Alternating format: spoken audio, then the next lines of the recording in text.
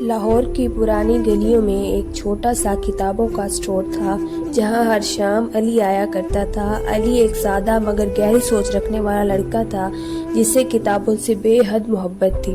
وہ اکثر اسی اسٹور میں آ کر بیٹھ جاتا اور پرانی کتابوں کی خوشبو میں کھو جاتا۔ اسی اسٹور میں اکثر زینب بھی آتی تھی جو ادب کی دلدار اور خوابوں میں کوئی رہنے والی لڑکی تھی۔ ایک دن علی کتابوں کی الماری سے ایک کتاب نکال رہا تھا کہ اچانک اس کا ہاتھ کسی اور کے ساتھ ٹکرا گیا۔ اس نے نظر اٹھائی تو سامنے زینب کھڑی تھی، نظریں جھکائے مسکراتے ہوئے اور معذرت میں بس یہ کتاب دیکھ رہی تھی۔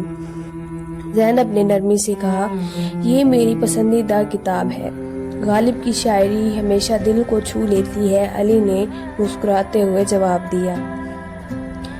یہ پہلا موقع تھا جب دونوں نے ایک دوسرے سے بات کی اور پھر یہ سلسلہ چل نکلا۔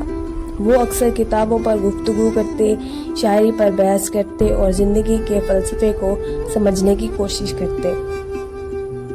محبت کب، کہاں اور کیسے ہو جاتی ہے کوئی نہیں جانتا۔ علی اور زینب کی دوستی محبت میں کب بدل گئی انہیں پتہ بھی نہیں چلا۔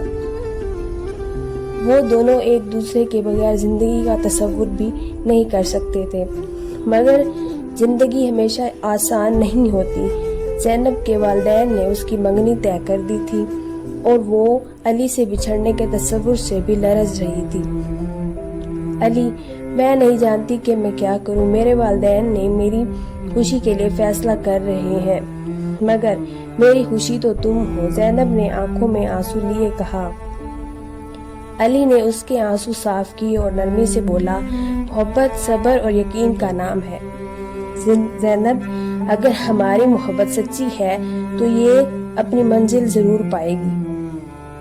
زینب نے ہمت کر کے اپنے والدین سے بات کی۔ اس نے انہیں بتایا کہ وہ علی سے محبت کرتی ہے اور وہی اس کی خوشی ہے۔ والدین کے لیے یہ فیصلہ آسان نہ تھا، مگر جب انہوں نے علی کو قریب سے جانا تو انہیں اندازہ ہوا کہ وہ ایک سچا اور نیک دل انسان ہے۔ آخرکار محبت جیت گئی۔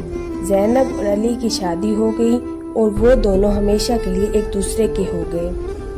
ان کی محبت خوشبو اور ہمیشہ کی طرح تازہ رہی، جیسے کتابوں کے صفحات سے نکلتی ہوئی مہک جو کبھی پرانی نہیں ہوتی۔ محبت وہ خوشبو ہے جو وقت کے ساتھ مزید گہری ہو جاتی ہے۔